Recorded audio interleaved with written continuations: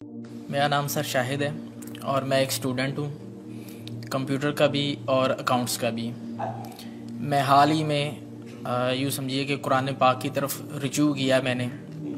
اور اس کو سمجھنے کی کوشش کر رہا ہوں، لیکن ایک عجیب سی بات یہ آ رہی ہے کہ اتنا زیادہ میٹر موجود ہے قرآن پاک کو سمجھنے کے لیے بھی کہ اس کے کوئی بنیادی اصول سمجھ میں نہیں آ رہے ہیں کہ انڈرسٹینڈنگ اس کو کیسے کرنی چاہیے، سٹیپ وائز کس طرح اس کو سمجھنا چاہیے، آیا کہ ناظرہ اس کو کرنا چاہیے، احادیث سے اس کو سمجھنا چاہیے یا کیسے۔ کیونکہ اگر ہم احادیث کو بھی اٹھا لیتے ہیں پڑھتے ہیں تو کچھ علماء کہتے ہیں جی کہ احادیث کے بارے میں بھی یہ ہے کہ کچھ ضعیف ہیں یا حسن ہیں یا اس کا مطلب کسی خاص وقت کے لیے تھا، تو ایک عجیب سا مطلب کہ ذہن کے اندر ایک وہ تلاطم ہو جاتا ہے کہ آدمی کرے کیا کرے، کس طریقے سے اس کو مطلب کہ انڈرسٹینڈ کرنے کی کوشش کرے کہ وہ ایک سیدھی راہ کے اوپر آ جائے کہ اسے قرآن پاک کی بنیادی جو تعلیمات ہیں ان کے اوپر چل کے کم لیکن کامل علم کو حاصل کر سکے۔ قرآن مجید کی طرف آپ کا رجوع ہوا ہے، توجہ ہوئی ہے، اس کو اللہ کا بہت بڑا فضل اپنے اوپر سمجھیے، اور جب اللہ کا فضل ہو تو پھر اس کا شکر بھی ادا کرنا چاہیے اللہ کے جناب میں۔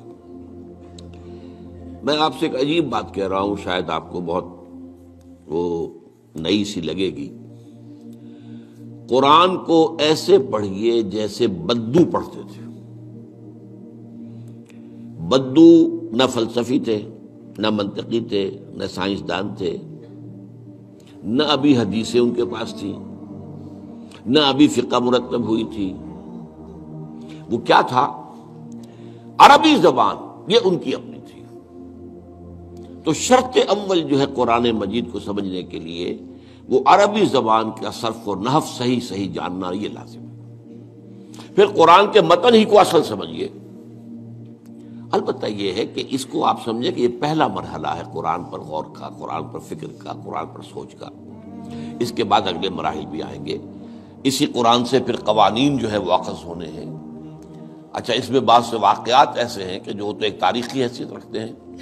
اب ان میں اس واقعے کے ضمن میں تفصیل میں کہیں کوئی اختلاف ہو گیا تو کوئی حرج واقع نہیں ہوتا۔ ابھی میں مثال دیا کرتا ہوں کہ میں چند جملے ابھی آپ کے سامنے یہاں ادا کروں اور پھر 10 منٹ کے بعد پوچھا جائے آپ سے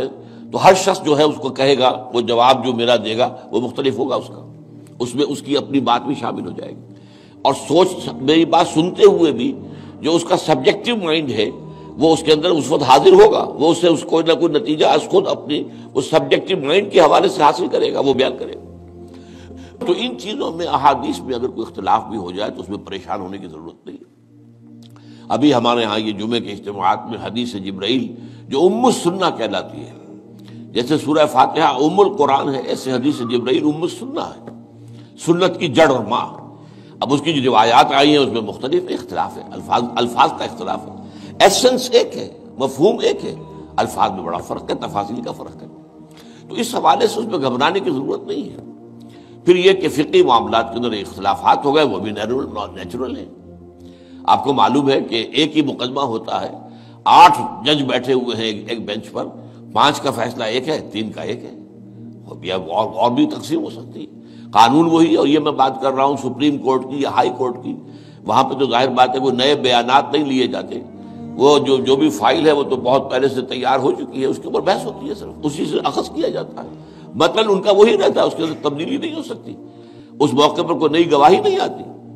تو اس اعتبار سے ان چیزوں پہ گھبرانے کی ضرورت نہیں ہے۔ البتہ آپ آغاز جس طریقے سے کریں وہ میں نے آپ کو بتا دیا ہے، اس میں یہ کہ آپ اصل میں ان تمام جو چیزیں ہیں اضافی، ان سے ذرا صرف نظر کرتے ہوئے عارضی طور پر پہلے قرآن کو ایسے پڑھیے جیسے بدو پڑھتا تھا۔ اور وہی بات تھی کہ بدو پھر جس طریقے سے موٹیویٹ ہوا ہے، بدو سے مراد میں صحابہ کو عام طور پر لفظ دے رہا ہوں، یہ ان کی اس کے لیے وہ نہ سمجھیے کوئی توہین کی بات ہے، مطلب یہ کہ میں اس معنی میں کہہ رہا ہوں کہ وہ لوگ فلسفی نہیں تھے، کوئی پڑھے لکھے لوگ نہیں تھے، بلکہ امت کا نام ہی ہے یہ جو ہے امیین، ان پڑھ لوگ، ان پڑھ، ان لیٹرڈ ون، حضور کی شان بھی یہی ہے، امی ہے۔ تو انہوں نے قرآن کو جس طور سے سمجھا ہے وہ ہے بہترین طریقہ قرآن کو سمجھنے کا، اور اسی سے پھر وہ صحیح موٹیویشن ہوتی ہے۔